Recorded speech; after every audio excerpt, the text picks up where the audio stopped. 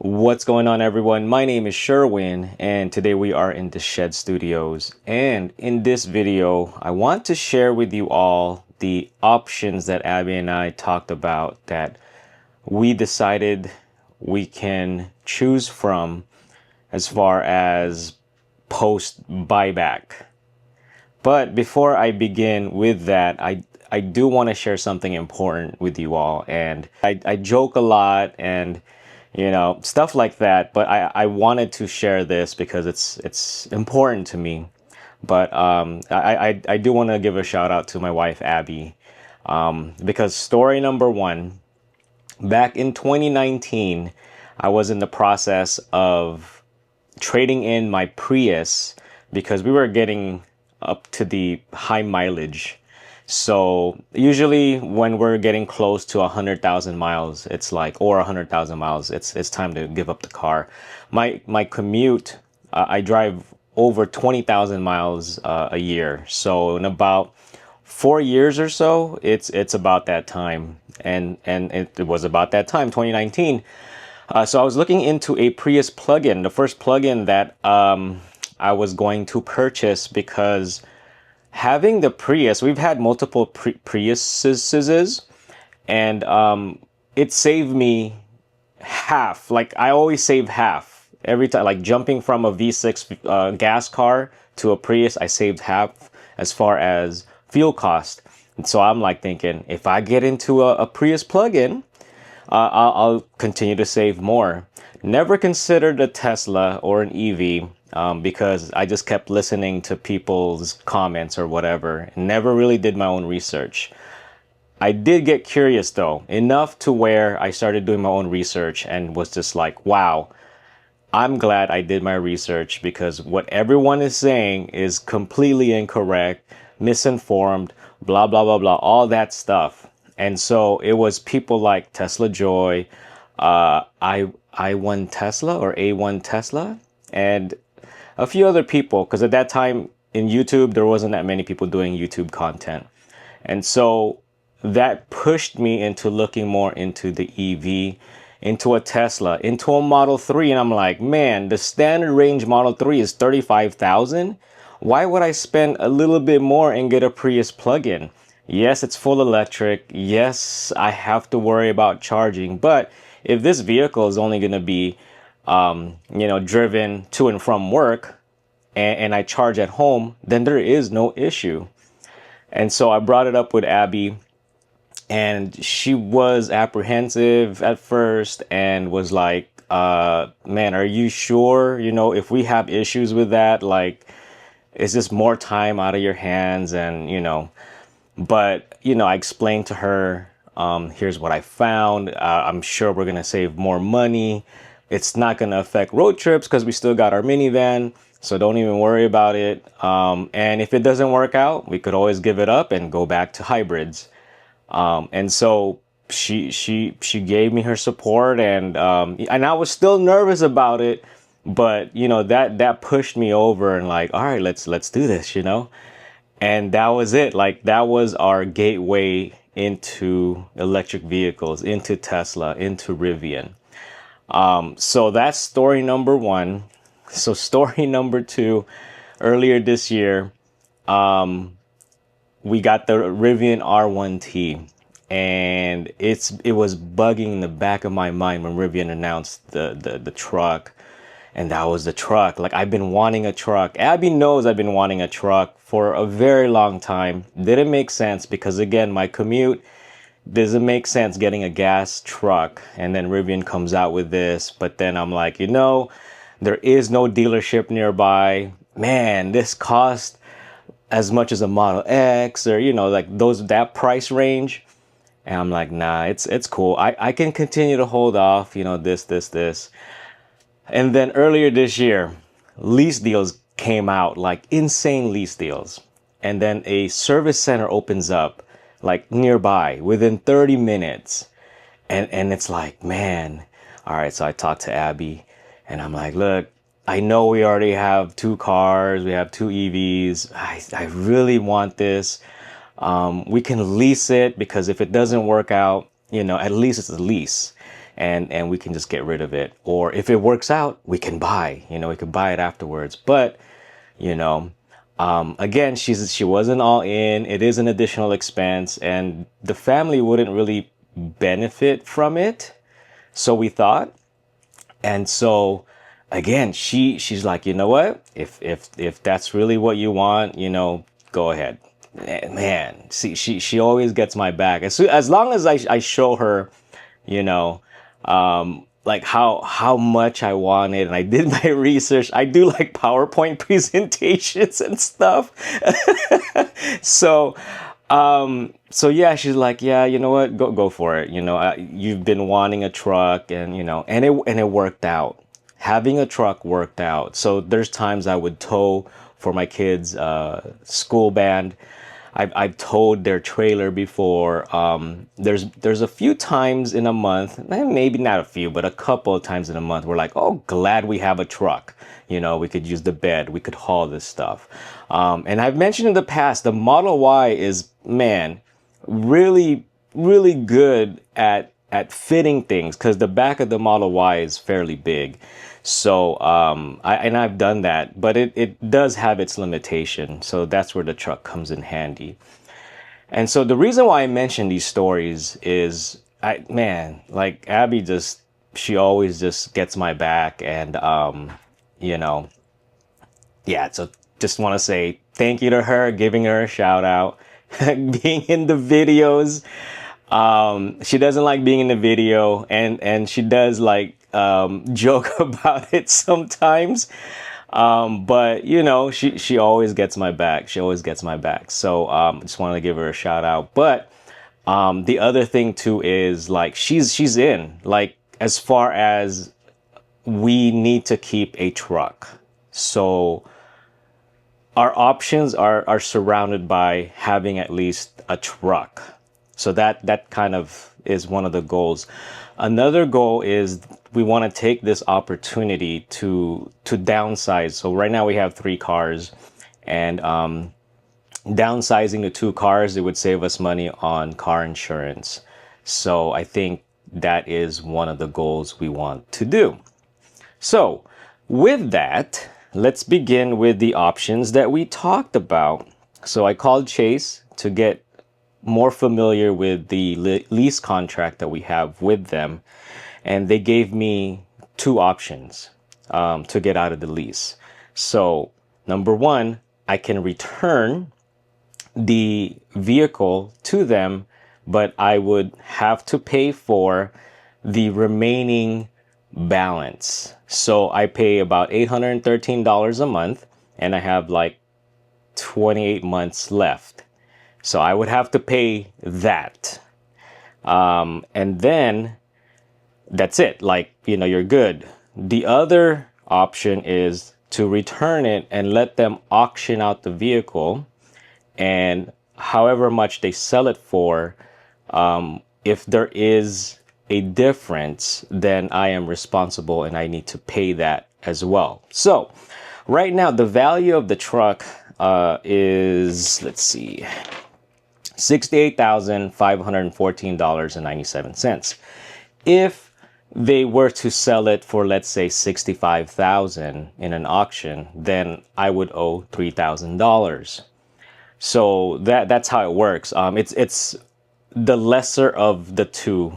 Either pay the remaining months, or they can auction it and then pay any applicable difference, and they'll take the lesser of the two. And usually it's the auction that's lesser, unless you have a few months left. So then maybe don't go that route and just pay your remaining months and just be done with it. So that's their options as far as if we're going to go through them to get out of the lease contract. Another option that they've provided me is for me to go find a dealership who will buy the vehicle, the $68,514.97. Now, if they value that vehicle, let's say, again, $65,000, they're willing to pay for that vehicle, then what they'll do, like, let's say I go to CarMax or Carvana and they quoted me $65,000. Then they will buy out the vehicle for the full amount, and then I would have to be responsible for the remaining $3,000. And then that's it. We're done. And then they do whatever they want with it. So that's another option. The next option is we buy out the lease. We buy out the lease, we get the title, and we do whatever we want with it. Again, for $68,514.97. And then we could sell it, to another person. We do everything on our own and maybe get more for it. So those are the options regarding the Rivian R1T. Now, why did I look into that? Do I want to get rid of the R1T? To answer that question directly, if you were to ask me, the answer is no. I love that truck. The Rivian community is like, man, it's awesome. Like, the trip in Death Valley, oh my goodness. So I really can't wait to show you that video. I'm still putting it together, but I don't want to give up that truck. That truck has given me a lot of adventures, has given me a lot of utility out of that truck.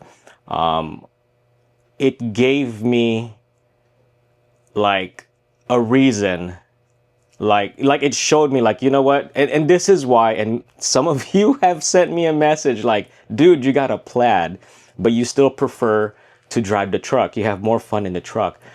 Because the truck has shown me what I really am looking for in a car, in a vehicle.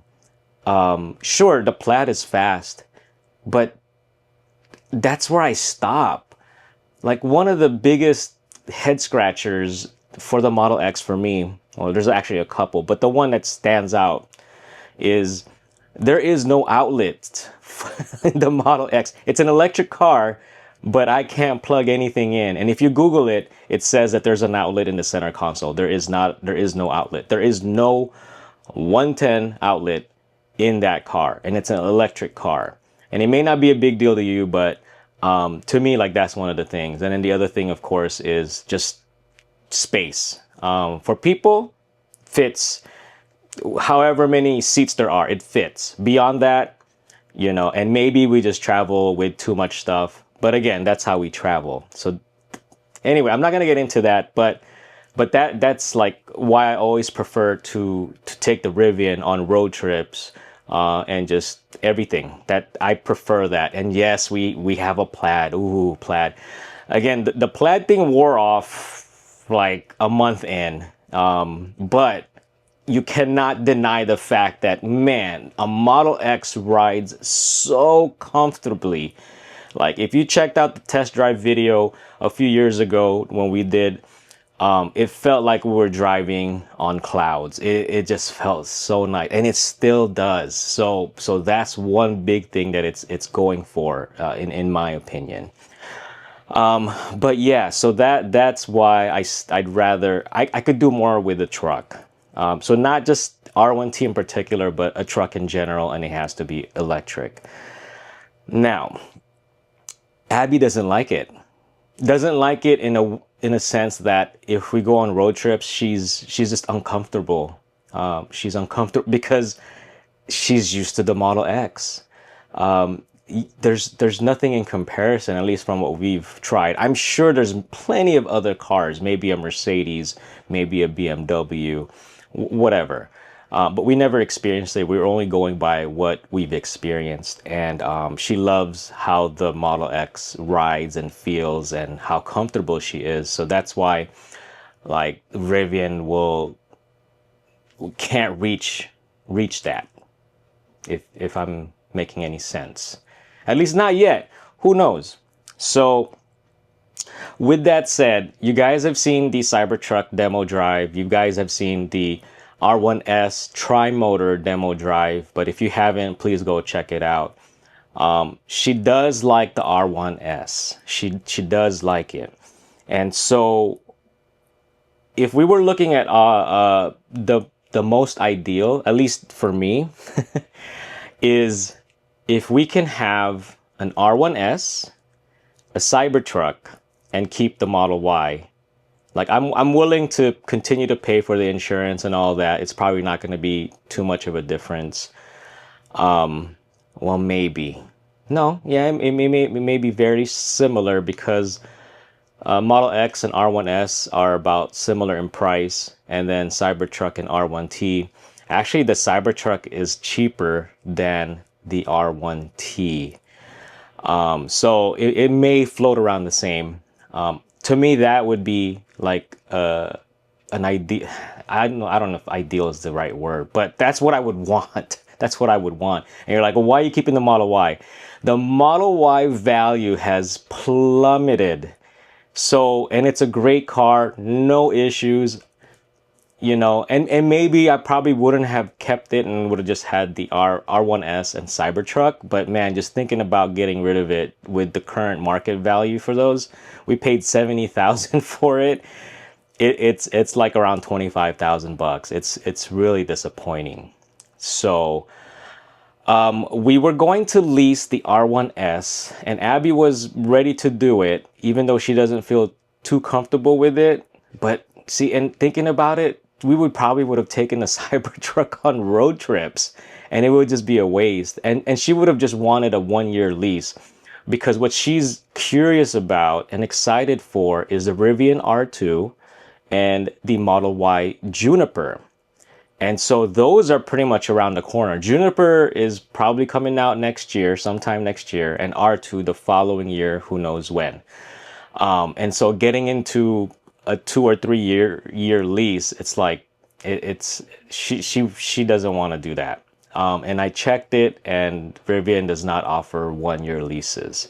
And when I think about it, it's kind of like, yeah, that probably would be very wasteful, because we're probably always going to be using the Cybertruck for road trips. We kind of realized we don't really need any more than a 5-seater. Originally, we wanted a bigger car because we wanted to take my parents on road trips sometimes, because my dad is at that age where he doesn't really want to drive far distances. And so we just want them to join us with the kids, and you know, just all of us go. For sure the Model X ain't gonna work because luggages are not gonna fit. Even if we had the 7-seater configuration, it just ain't gonna work. We did that though with our minivans. We had a Sienna and we had an Odyssey, and you know, packing light, we were able to fit 7 people and have some luggages in there, and that's without frunk space. There is no frunk in those minivans, so we were able to work it out. But yeah, so that's not gonna work. R1S, Cybertruck, Model Y, that's not gonna work, unfortunately. So option 0, and I'm just gonna put this in as option 0 because I wanted to just mention it. Abby actually wanted a 3rd Model X. She really loves that car. The thing is, she never experienced the headaches of having to bring it into service, having to go through and talking to people, the frustration, trying to troubleshoot issues that just randomly happen, just that mental fatigue that I would get, because it got to a point where every time I parked, I'm like, I have the phone ready to record. That's not how you're supposed to own a vehicle, when you're just like anticipating an issue with your phone in hand ready to record stuff because things randomly happen. I would not, like, man, if you haven't gone through that, it's bad. Like our first Model X was like that, where the Falcon doors, it's unexplainably doesn't close. And it happens in different, just different areas, different locations, different conditions. So yeah, it got to a point where I was just like ready to record stuff, and it sucked. So yeah, that no more Model X. We've tried it twice, lightning strike twice in the same spot. So yeah, not gonna do that again. So thankfully she agreed. So option one, we're gonna sell the Rivian R1T. We first tried Tesla just to see how much they would value it if we would just trade it in. They would buy out the lease, all that stuff. Negative $20,000. So I think they valued that truck at around $49,000. We're like, no, hell no, no, we're not gonna do that. We also checked with Rivian when we had the idea of trading it in or trading up to the R1S, and they valued the vehicle at $59,000. They also had the $3,500 incentive, and I think they were able to do maybe an additional $1,000. So we're like, $5,500 negative equity. It's doable, but then she doesn't really. She likes the R1S, but not enough to do that. So I didn't want to push that, and yeah, that's not an option. So then we may just have it checked out in Carvana and CarMax and hope that there is no negative equity. But man, you know, I just try to remain positive on this. But if there is negative equity, I think the most we will be okay with is $10,000 negative. Now, there's a couple of things to consider. Number one, we have $4,500 in referral credits. So shout out to those who use my referral. Thank you very much. So that's $4,500. And then currently there's a $2,000 discount off of a Cybertruck. So that's about $6,500.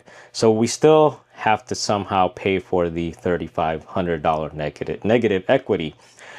Another thing to consider is I did get $7,500 off point of sale purchase off the R1T. So if you looked at the invoice, they actually did take off $7,500 because I leased it.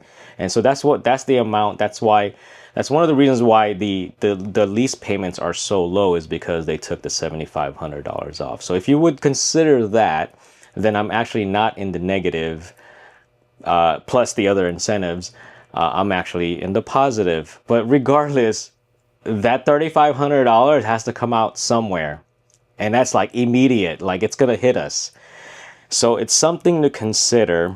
And then the other thing that could also help offset things is leasing the Cybertruck for $7,500 tax credit in the future, but buying out the Cybertruck after a few months. So here's the thing, you got to be careful.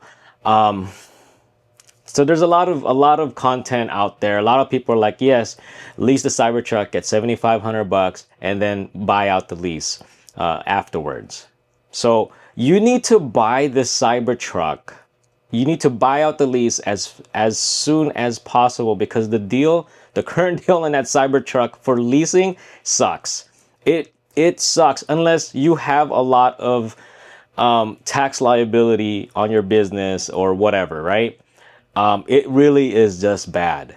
So the other thing you need to consider is if you're gonna do a buyout, you better buy that sucker cash, because if you need to finance that buyout, the interest rate that you may end up with may be high, and the amount of interest you're gonna have to pay back that loan to buy out the lease of your Cybertruck may be more than the $7,500 tax credit.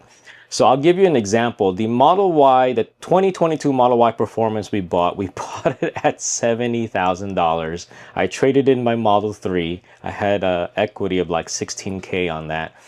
But interest rate, I think at that time, was floating around 6.5%. So the loan would have been somewhere in the $50,000 area. For that type of interest, I would have paid $8,000 of interest. So again, Abby came in the clutch, like, man, thank you for allowing to just buy it cash. Just buy it cash to save $8,000 of interest payments. So if that were the case on the Cybertruck and you buy it out, you just kind of You actually lost an additional $500 unless it is more advantageous to have that $7,500 tax credit. So that's something you need to talk to your accountant about. But that would be the plan. That would be the option one. And then I would drive the Cybertruck to work, and then Abby will just use the Model Y. Now, Abby doesn't drive that much because every other week she works, and then the other weeks she is off. And those are the only times she would use her car. And that's why we keep the Model X miles low, because most of those miles are just road trip miles. So that would be the plan. Now, option number two. And this is only if the negative equity was just really too much for us to handle, or it just doesn't make any sense for us to do it. But option number two is we're going to keep the Model Y for sure. We're going to keep the Model Y, and then also keep the R1T and keep it as a lease. Because again, Abby doesn't drive that much, and so she'll just drive the truck, and I'll continue to commute with the Model Y. And then just continue to make payments on the lease until maybe that negative equity amount becomes better, closer to zero, whatever, or just go through with the entire lease and be done with it.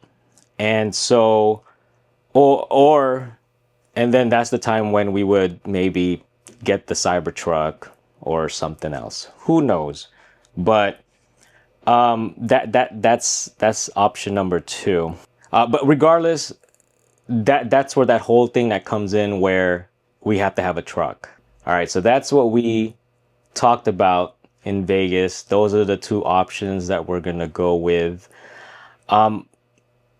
Honestly, I think it's a win-win regardless, because again, like, we've embraced having a truck. And to me, that's a win-win, because again, I feel like a kid in that truck. But it's just so much fun.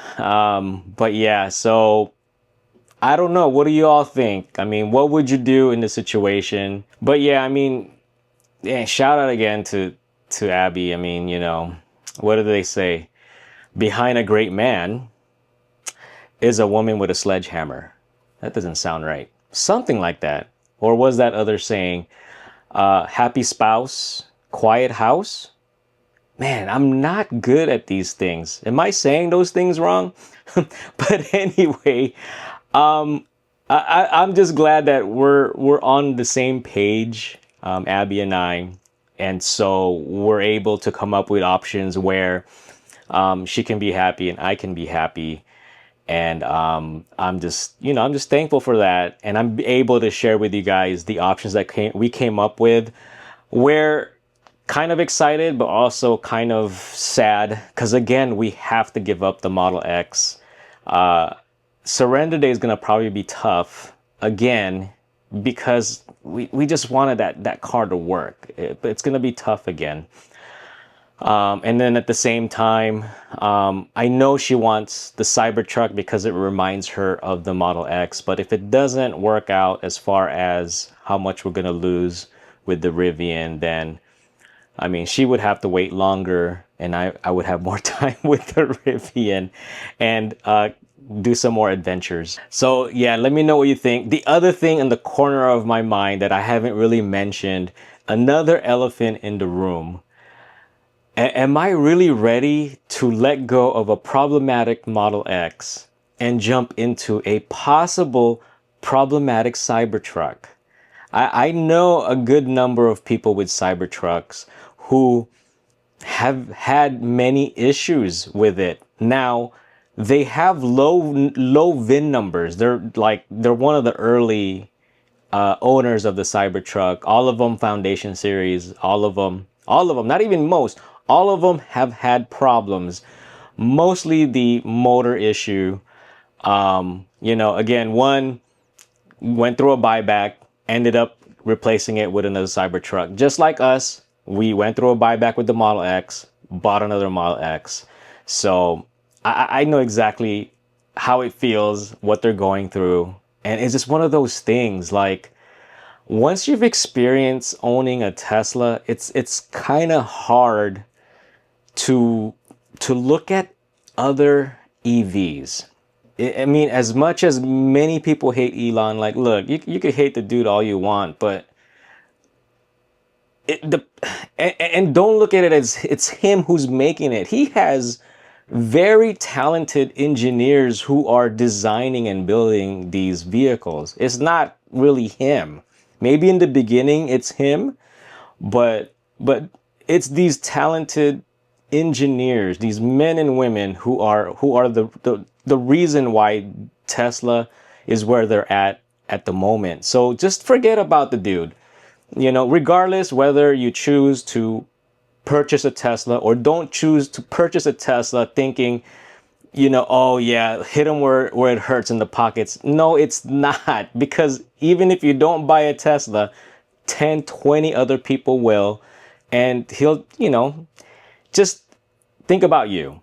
If a Tesla is the right car for you, just buy it. Who cares about the CEO? Just my opinion. Or don't buy a Tesla. Get an EV. Get a gas car. Get a diesel. If you step out of your car with a smile on your face, if you walk away from your car, turn around and just look at it, maybe take a picture. Maybe you're not that type of person, but I'm just saying, you bought the right car. You bought the right car. And that's what I'm gonna share with you, because that's how I feel. That's how I feel about all my cars.